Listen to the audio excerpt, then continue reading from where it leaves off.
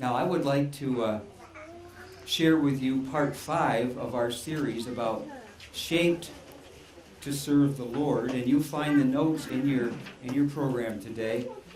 Shaped to make a difference for Jesus Christ. And what this is all about is how can we be more than simply believers or members. How can we become disciples of Jesus Christ? And that's ultimately what we're about, isn't it? It's not just to go to church on Sunday or Saturday, but it's to become a fully devoted follower of Jesus Christ. A disciple is somebody who's becoming more and more like Christ.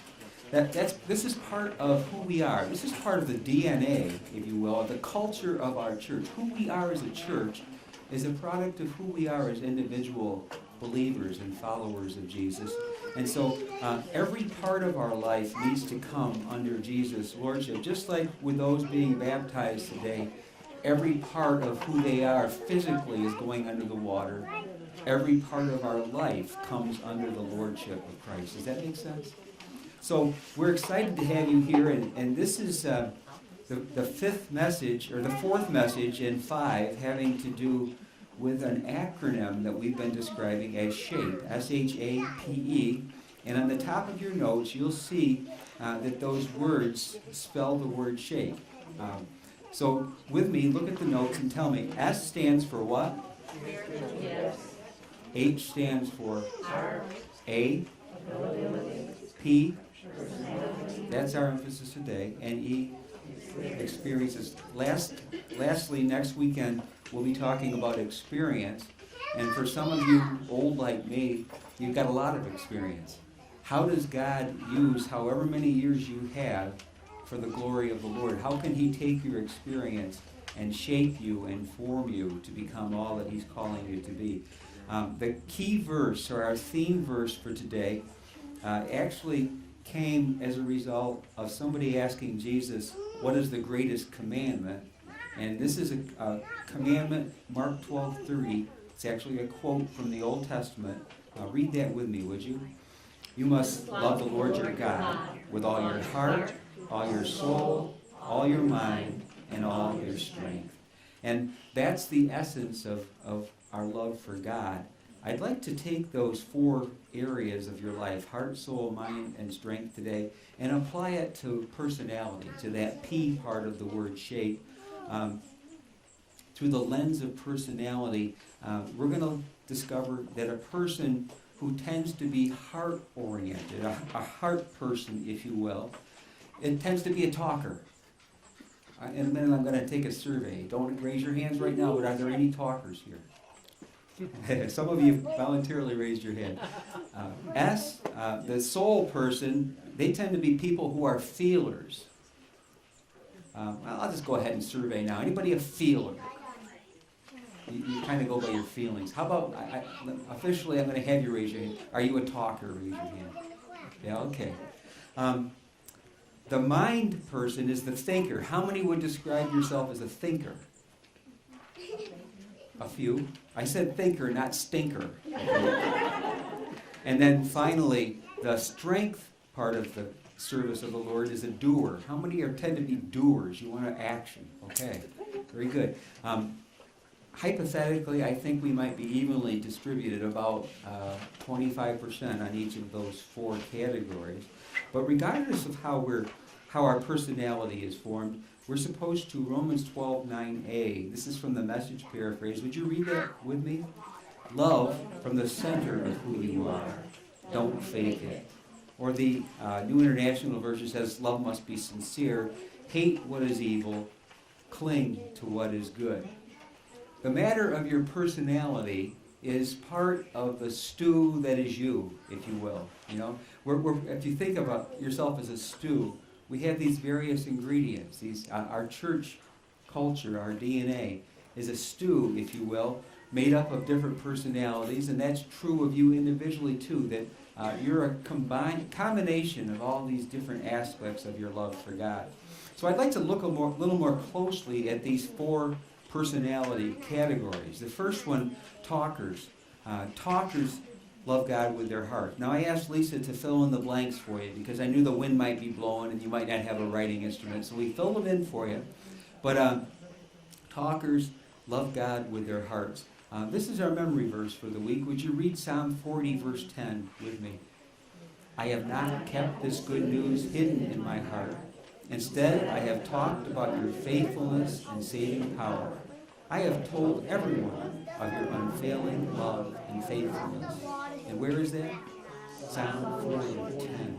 So this talker aspect of the personality involves the word connection. We have 4 C words, C word connection with each of the personality categories. So the word connection, you might want to write that down there. There's a connection between your heart and your mouth. Luke 6:45 says, out of the abundance of the heart, the mouth speaks. We have a couple proverbs following there under purpose. In both cases it says the words of the wise. First it says the words of the wise bring healing. The words of the wise also keep you out of trouble, keep people out of trouble. Now the weakness that the talker personality has to be careful about, Proverbs 10:19. Would you say that with me? The more you talk, the more likely you are to sin. Can I get a witness? Anybody ever notice that might be a problem? Your tongue can cause. Connie's gave me a witness, I think, just when you wear your feelings on your sleeve and you talk about it, you can get in trouble sometimes. Heart people have a hard time being quiet sometimes. You know, that leads me to mention to you, in your program today is a flyer related to Life Tree. Do you see that there? That lists the categories, the topics for the month of August in Life Tree, beginning tomorrow night at the mall and Thursday at Watkins. Life Tree is about conversation. We call it a conversation cafe, but you know what we need you to do? We need you to come and not talk so much as listen and be sensitive to what people say and to let the people that aren't talkers express where they're coming from. And for Life Tree to be welcoming and successful, we need to show up. You know, whether or not the topic may be something that we feel like we need to go for the benefit of the people that are not yet followers of Jesus Christ. Maybe they're unchurched or they're de-churched, and we'd like to welcome them back in just by giving them a safe place to talk and express their feelings. So that's my little commercial for Life Tree. Take that flyer and give it to somebody and invite them to come with you on Monday night to the mall or Thursday night to Watkins. Back to the notes there under weakness, Proverbs 17:27. Those who are sure of themselves do not talk all the time. I think it was Abraham Lincoln, who said, it often shows a fine command of language to say nothing. You know, so sometimes we have to be careful not to talk so much, but to listen and be tuned into that other person. The warning to talkers is, get to work and you'll earn a living. If you just sit around talking, you'll be poor. So I mentioned connection. Another C word for talkers is communication. Proverbs 29:19. Sometimes words are not enough. Discipline, using your words, is important. The second category of personality lifted up in the greatest commandment is feelers. Love God with your souls. David, who wrote Psalm 42, expressed his love for God, and he used kind of a nature metaphor when he said, as the deer pants for streams of water, so my soul pants for you, O God. David began his life out in nature, caring for sheep. He came to appreciate water and how much we all need water to survive. And he said he observed, I bet, a deer panting for streams of water. He says, that's the way I long for you, God. So we love God with our emotions. That's the feeler personality. For feelers, the book of Psalms very well might be their favorite book of the Bible, because Psalms are written by people that understand feeling and expressing their feelings. Paul understood this in Ephesians 4:32 when he said, would you read that with me? Be kind and compassionate to each other, tender-hearted, forgiving one another, just as God, through Christ, has forgiven you. Compassionate, that means with passion. So you care for each other in your kindness with passion for each other, being tender-hearted and forgiving. Feelers are in touch with their emotions, and that helps them empathize and relate with other people. Now, the weakness of people who would characterize themselves as feelers is borne out in 1 Peter 2:11. Since your real home is in heaven, keep away from the evil pleasures of this world. Those pleasures are not for you, for they fight against your very souls. Feeler-oriented personalities tend to be subject to addictions.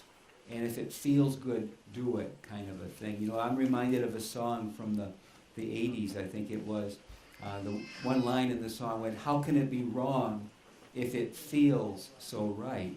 Well, that's a lie. I mean, you can't go by your feelings. You have to bring in the other aspects of personality as well. It's not just what feels right, but you have to examine what you're doing and not just be prone to feelings. The warning here is Galatians 5:16. Let the Spirit direct your lives, and you will not satisfy the desires of the human nature. Let the Spirit, let God lead you, and you'll be able to discern between those positive feelings and those negative, wrong feelings that could lead you astray. Feelers bring, another C word here, next to feeler, right, compassion. They bring compassion to the family. So first we have communication and then compassion. Now the third type of personality that we have pointed to in the Great Commandment in Mark 12 are thinkers. Thinkers love God with their minds. How I love your law, the psalmist says. I think about it all day long. Interesting to me that is written by David, as well as that Psalm 42, as the deer longs for the water, so my heart longs for you.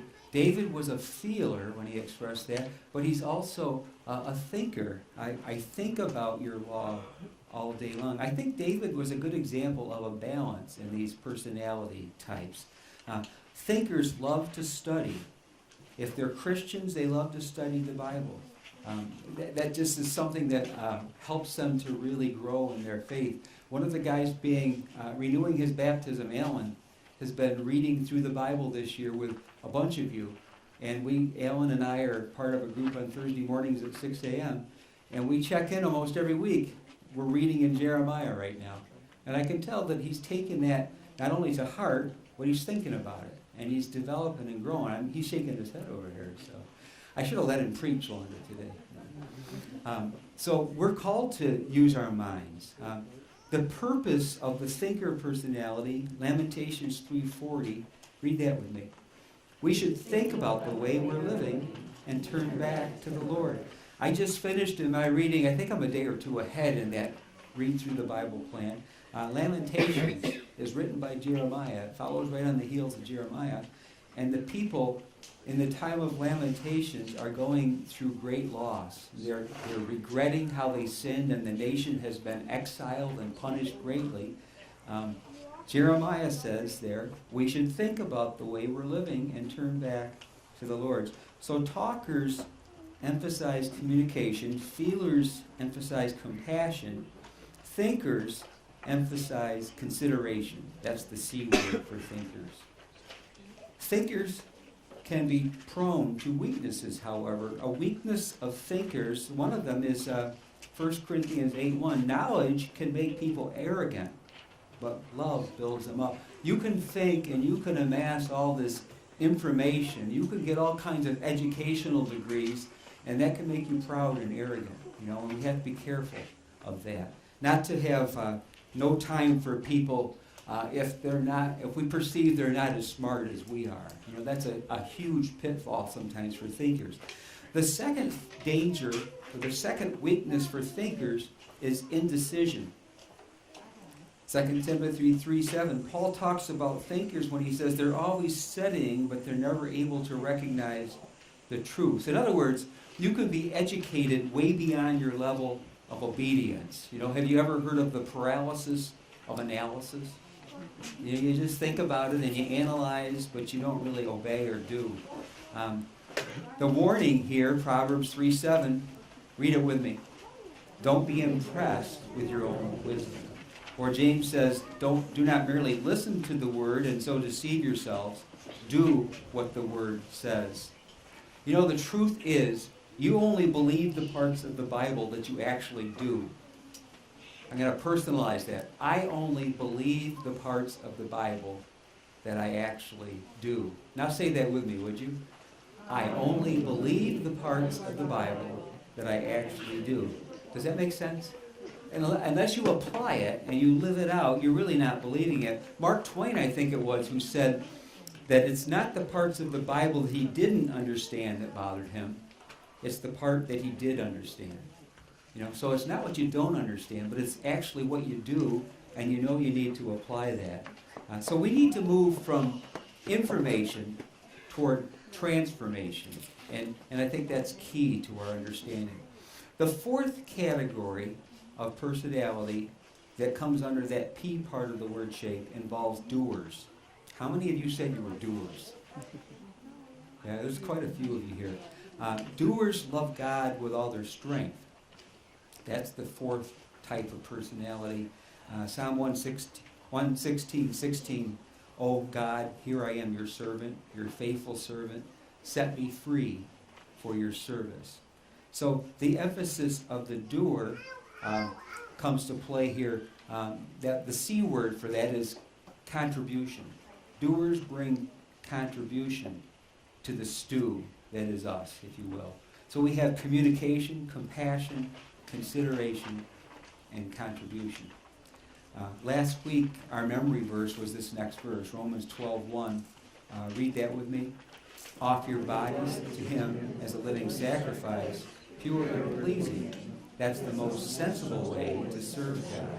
And the key there is we need to continue daily, regularly offer our bodies and our lives as living sacrifices. The weakness of the person who tends to be a doer is demonstrated in Psalm 127:2.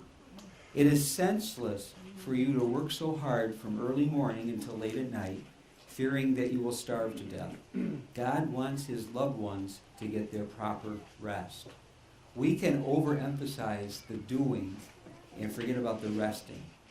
It's so important for us to take time to just sit back and we have a bunch of people camping. How many are camping here at Park Station? Let's see some hands there. I think we have 10 sites that are, is that right? That's awesome.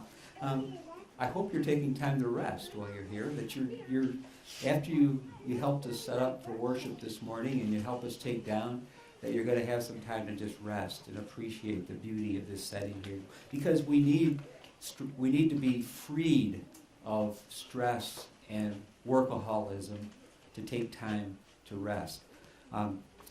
Advice that I have tried to take to heart, it's using the image of building a fire, and building a wood fire, a campfire, or a fireplace, or a wood stove fire, is that as much as you need the fuel and the logs in there, you need space between the logs.